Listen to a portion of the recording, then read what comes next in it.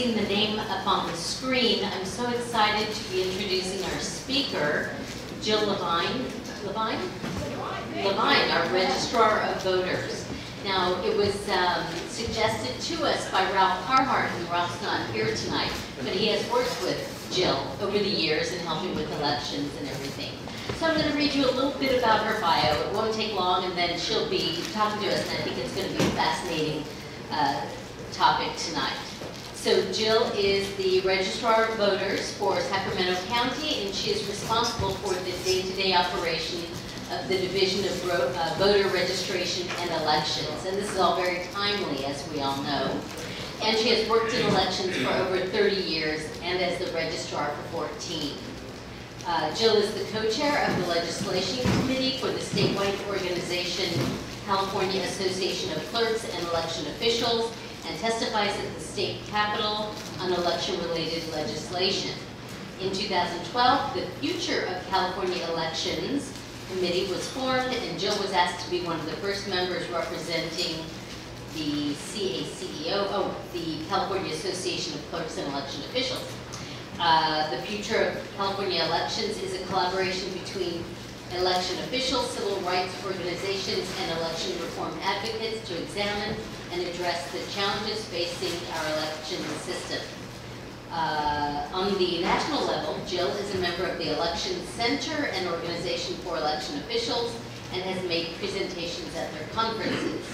The Election Center appointed Jill to chair the Reformed Postal Task Force, and this committee, in conjunction with the Post Office, has updated the election official guide, created a website for election officials, and new mail trade task force specifically for mailing ballots. Jill has testified before Congress on the paper audit trail and at a public meeting for the Election Assistance Commission regarding the accessibility standards for voting systems. So let's all welcome Jill Lavine.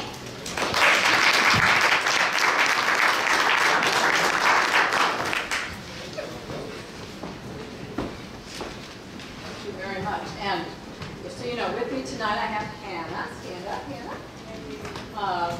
Hannah Jensen works in our outreach section. Speak into the mic. Speak into the mic. Okay, got it. Now I know the rules. Okay. Hannah works in our outreach department, and so if you would ever like to have somebody at one of your events, just doing voter registration, doing a speaking event, doing a presentation, whatever you want, this is the girl to see. She arranges a lot of those things. And she does like the chicken festival, I can tell you that. Listening to her. Well, okay, first of all, how many of you vote by mail? Good, you won't see any changes. How many of you go to a polling place? Okay, you're the ones I'm talking to tonight. California's Voter Choice Act. This is new. New legislation, and it's kind of moving what I consider elections forward. Right now in Sacramento County, we have about 65, 67% of our voters that vote by mail. So we are setting up polling places for the few of you, or the many of you that raised your hand, saying I voted at a polling place. So looking at that and the new legislation that was signed by the governor, they're taking a baby step into this program. We have the opportunity, there were 14 counties named in the bill that would allow us to move to all vote by mail. Now, like I say, this ain't going to be all right. So, moving that direction, Sacramento County is one of the counties. And it was a perfect opportunity because Sacramento County old voting system is over 14 years old. Now, I don't think any of you have, maybe I'm going to be careful here, a phone or a computer over 14 years. And yet that's what we were voting on, is a system that was over 14 years old. It was not the best after 14 years. It was great when we bought it, but as everything goes, it was time to change. So this was a perfect opportunity for the two things to come together. So the Board of Supervisors did approve this. I went to them and said, okay, this is our choices. Should we move to all vote by mail? And they said, well, tell us more. So I did. And they finally said, yes, let's try it. So what does this mean to you? It means that every one of you now will get a ballot in the mail at 29 days prior to an election. We have found that people with a ballot in their hand vote more often. This is very similar to the Colorado model. Oregon's all vote by mail. Washington State's all vote by mail. California, many of our counties are already at 80% vote by mail. So this was a next logical step for us. So now that you got your ballot, what do you do with it? Put a stamp on it, mail it back to me if you want. You can put it in a drop box. I'll tell you about those in a minute, or you can drop it off at a vote center. We actually start processing ballots 10 days before an election. That means that we start verifying the signatures, opening them up, and preparing them for tabulation. So that's how you get results at 8 o'clock on election night. Because if you think, I can count ballots that fast and say polls closed, we got results. No, these are the ballots that have all been turned in prior to election day. So if you're voting by mail, which many of you will be, make sure you sign that envelope, mark your ballot, and return it to us by election day. A couple of things on this. New laws. Election day. Let's say you go to El Dorado County. You go, oh my goodness, I have my ballot in my hand and I forgot to turn it in to Sacramento on the last day. Turn it in El Dorado County. The new rules say it doesn't matter what county you turn it in anymore. We will make sure it gets back to the right person.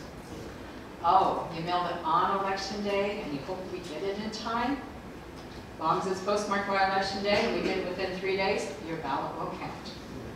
Oh, you forgot to sign your ballot? That's okay. We're going to notify you and you've got 8 days to get into our office and get it signed.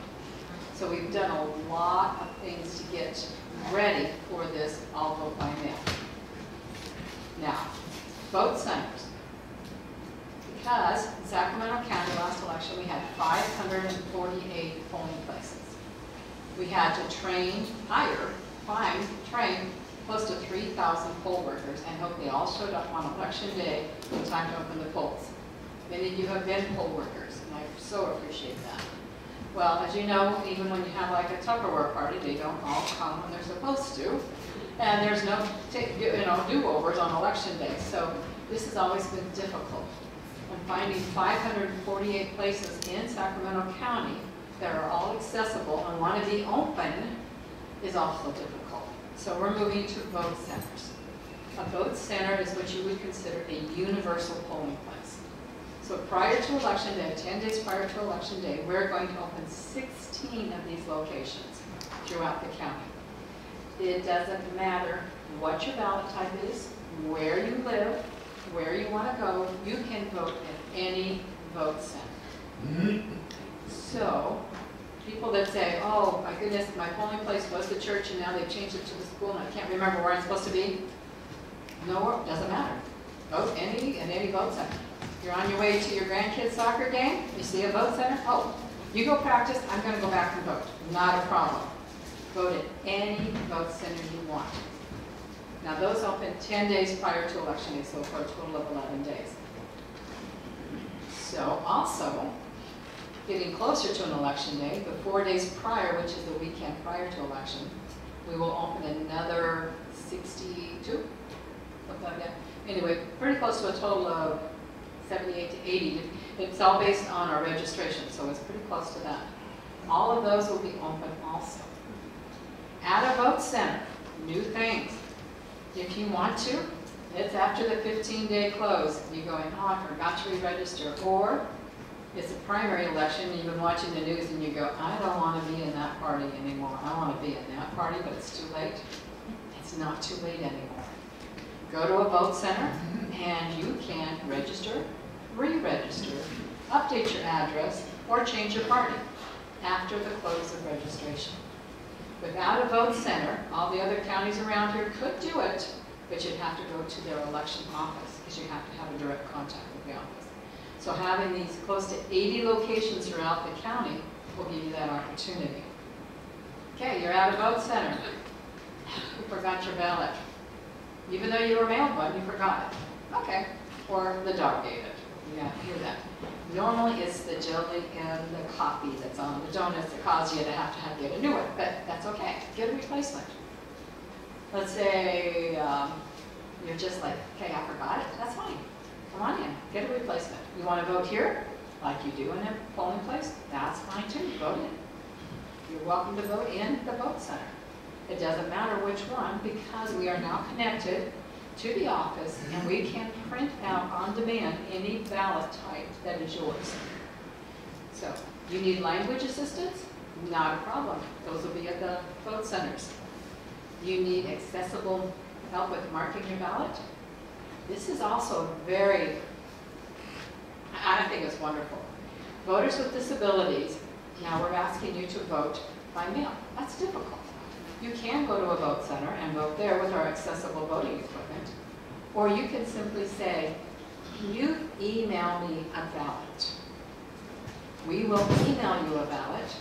You will be able to mark it online with your own assistive devices, and then you still have to mail it back. We're not to the point where we can take the email ballot back, but you can mark it yourself at your own home online now. And we just had this certified at the Secretary of State's office, and there was a great applause because finally this helps voters that need the assistive help. Drop boxes. Remember in the beginning I said you could drop your ballot off at any drop box. In Sacramento County last election we had 16 ballot drop-off boxes throughout the county. We had over 70,000 ballots dropped in those boxes, about a third of our ballots.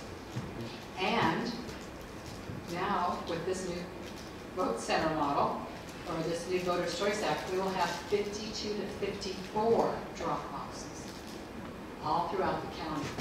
So you can say, okay, I got my ballot in my hand, I've marked it. They will be open 29 days prior to the election. Oh, let me just drop it off here. Let me drop it off there. Fine. They're conveniently located throughout the county, and they're open whatever the normal business hours at that location is. One of our great partners is the Sacramento County Library System. They have all asked to be drop-off boxes, if not vote centers. So this is going to be a wonderful chance to visit your local library. So why do we do this? Like I was telling you in the beginning, we are finding that voting is not a one-day thing anymore. A lot of voters start turning in their ballots at 29 days before the election. A lot of voters do it before they leave for work. A lot of voters do it before they leave to Spain. I heard somebody just came back from Spain, or headed to Spain. And then they think, okay, let me do it now. You can do that. Voting is no longer a one-day activity. It is the whole month, basically. The whole month to drop, you'll get your ballot, the whole month to drop it off, or 10 days before the election, go to a vote center if you need it. And with so many of our voters already permanently voting by mail, it was the right choice. So instead of having one location that you're assigned to, you have close to 80 locations that you can choose. Instead of having one accessible machine at a polling place, there will be 3 accessible machines at each of our vote centers.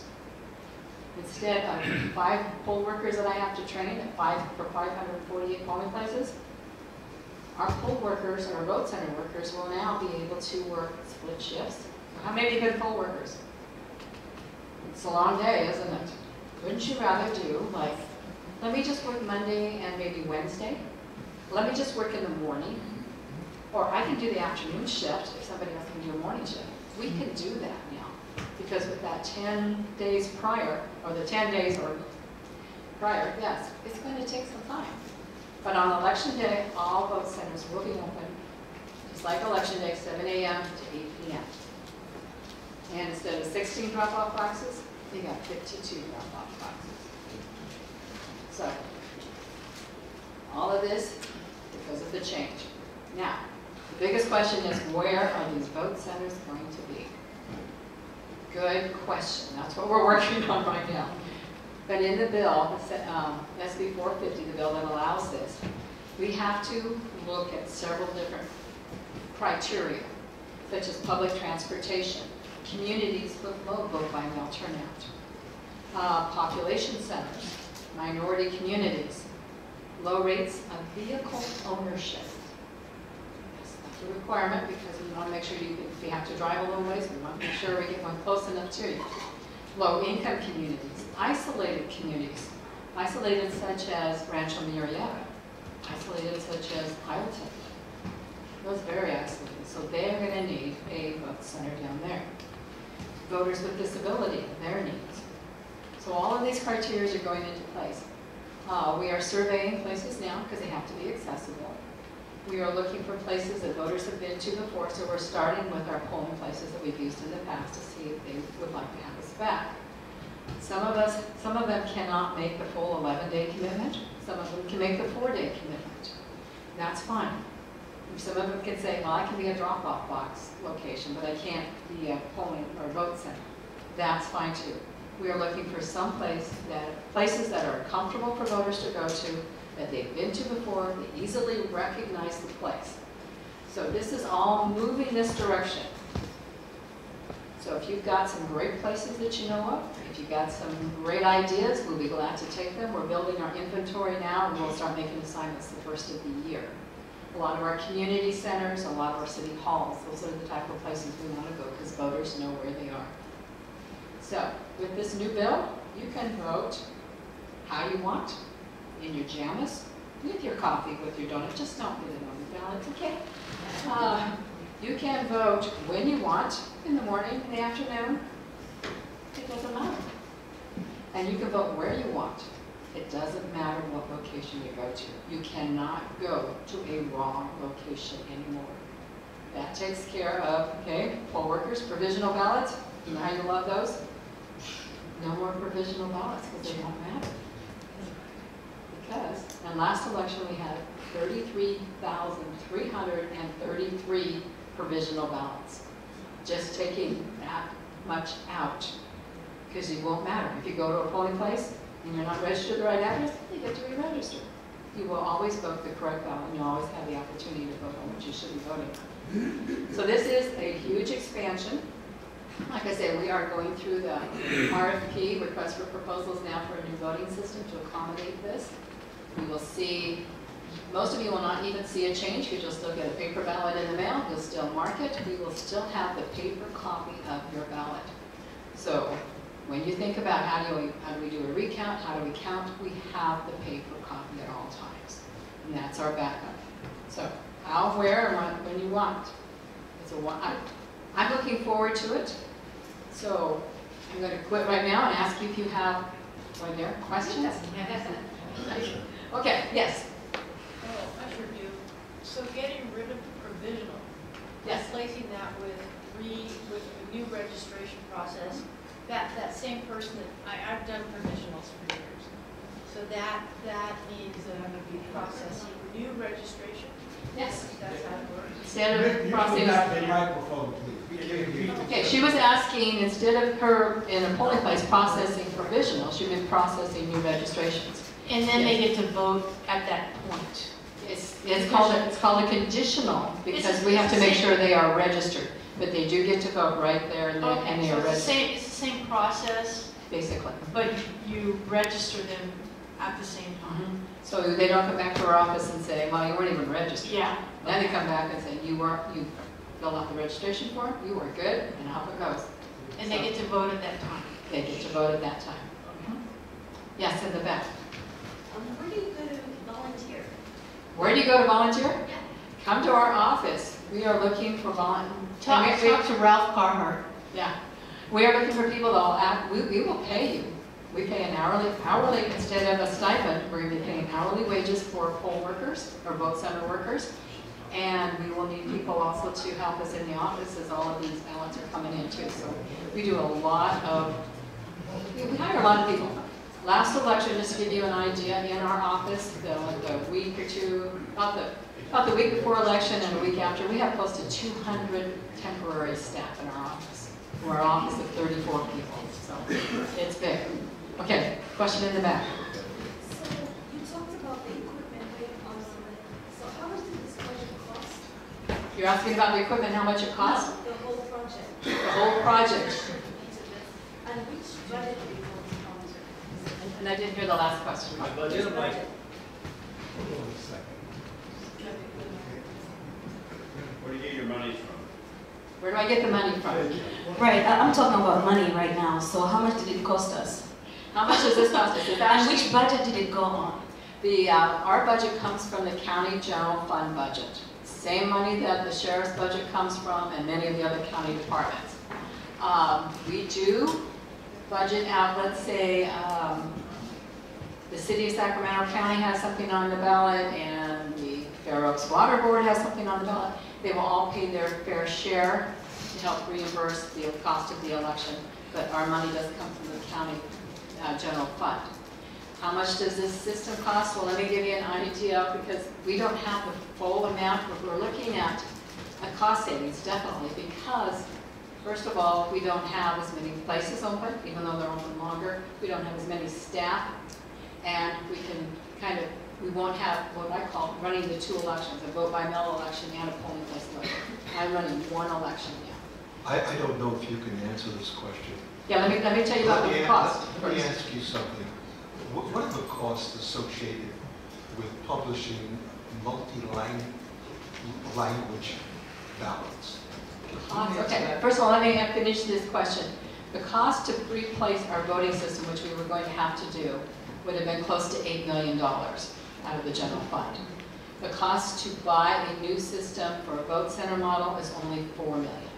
So I've already saved, it's like, it was on sale, so I bought it. But anyway, there will be less. Okay, the cost, second question was the cost of multi-languages. We, just so you know, this is a federal requirement. So when you're saying, did Jill just decide to put Chinese and Spanish on the ballot? No, I didn't just decide. I was told by the Department of Justice that I would be doing this because the minimum thresholds were met to put those languages on. It's about $200,000 the first time out the gate because of the translations, and it really depends on how long the ballot is because everything has to be done by a court-certified translator to be put in the ballot and in our sample ballot book. Yes? Yeah.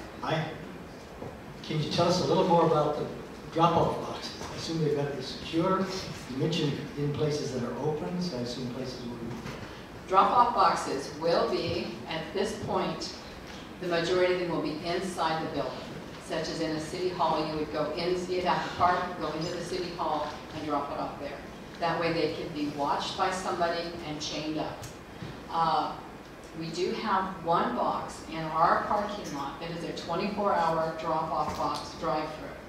So, I don't know if anybody's crazy and you can't sleep at night and say, gee, let's drive down to voter registration and drop my ballot off. Believe it or not, it happens. And we do have that box open, and we're right next door to the sheriff. So, I don't worry too much about that box. But we do have one drop-off box that is outside. The rest of them will be inside and watched and secure and picked up daily. So there's, yeah. And everybody, like at the libraries, if we put a box there, they will be sworn in as an election official to handle those ballots.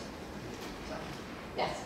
Okay, well, you were talking about we can go to, it doesn't matter where we go to give our vote. If you register and you vote to a poll, they have your name, they check you off. If you get a mail-in ballot, you have your signature, you mail it off.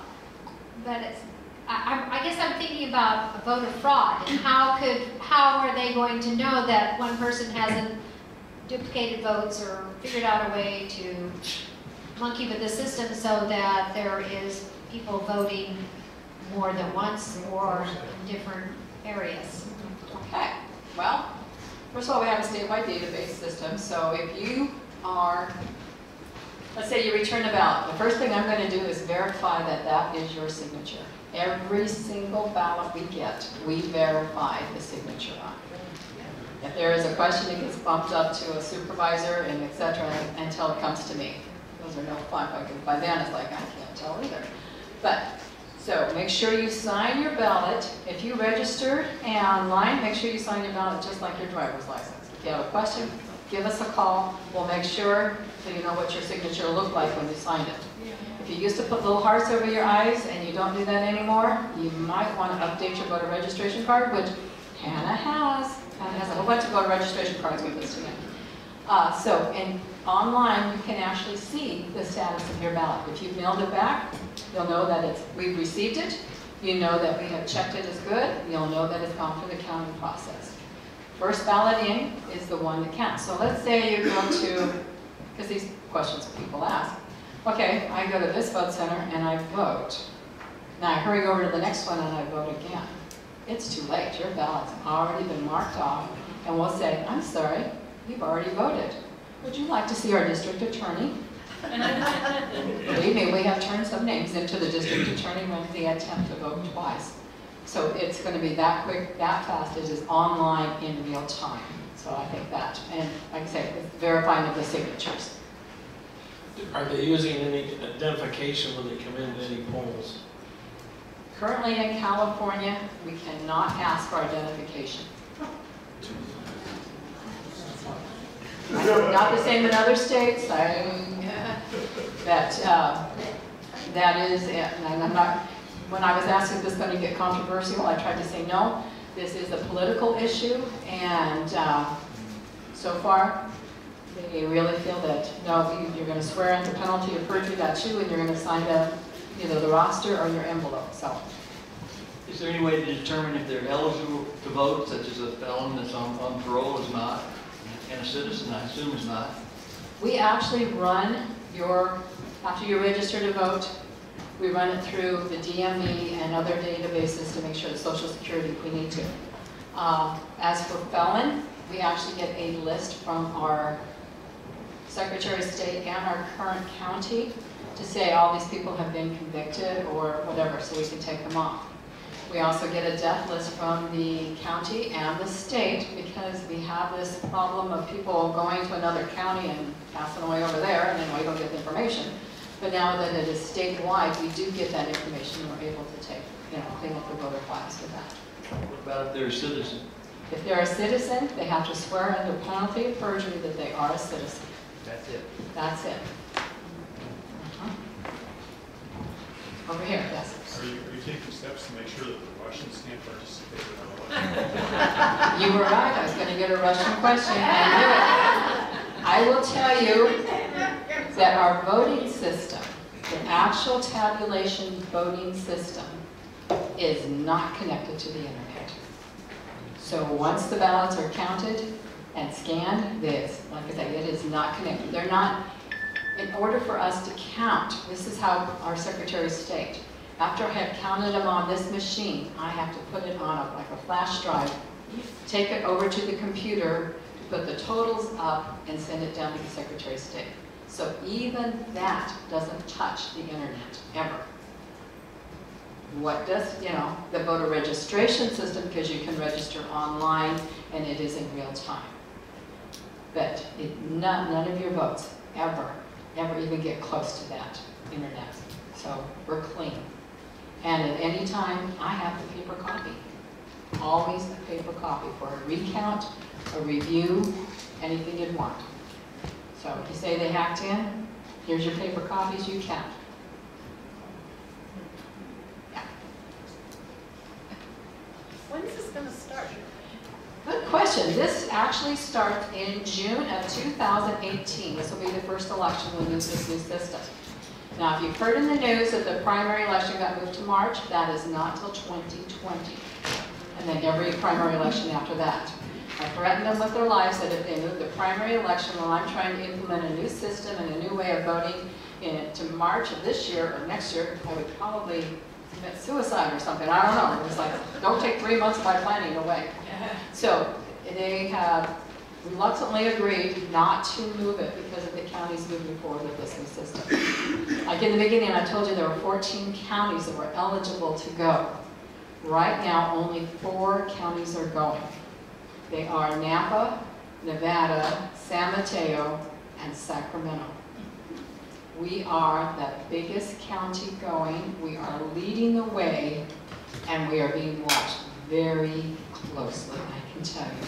I don't think there's an advocacy group out there that hasn't already contacted my office and said, I'm going to help you. Thanks. Kind of exciting, but I don't need always help, but I do need help. Don't get me wrong, but it's just interesting that everybody's very eager to help in their own way. That it? That's it? Oh, the genius. Okay, little Well, heretofore, when you go to the polling place, you sign your name that you are who you say you are, and then you cast your ballot.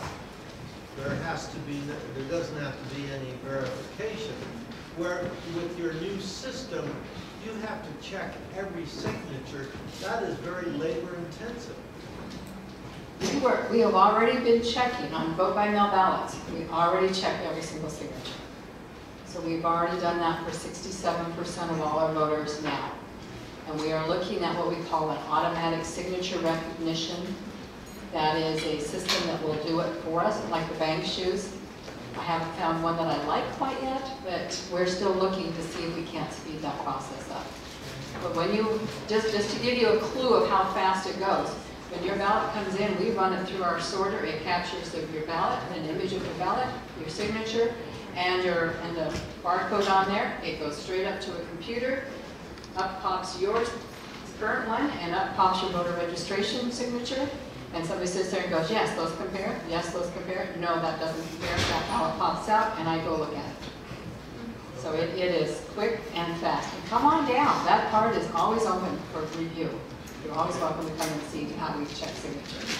If you have an organization and you would like to have somebody come out and speak, I'm willing, Hannah's willing, and if you need a voter registration card, not for you, because I know you're all registered, but maybe your new neighbor or your friend, I've got registration cards here too.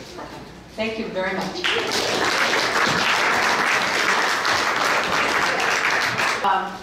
Mike sent this to me earlier today, and it is something that Joe posted, and I wanted to share it with all of you. Family, in response to the tragedy in Las Vegas, I'm going to start doing something I've been thinking about for a long while. We are all connected. Every last one of us, we're part of a family. There is no reason for this that someone in our family was broken. They were broken beyond comprehension and will all be hurting as a result of that. Let's do all we can to take care of our giant extended family, especially the ones who have gone astray. And then he signed it, I love you all. And I love all of you. It's amazing to be a Rotarian when things like this happen, because we do know that we're family, and we do know that we help other people, and that we do know that as tragic as this is, there's so many other wonderful things that are going on. It doesn't negate what happened, but at least in my mind, it helps me know that there's good people in the world. So.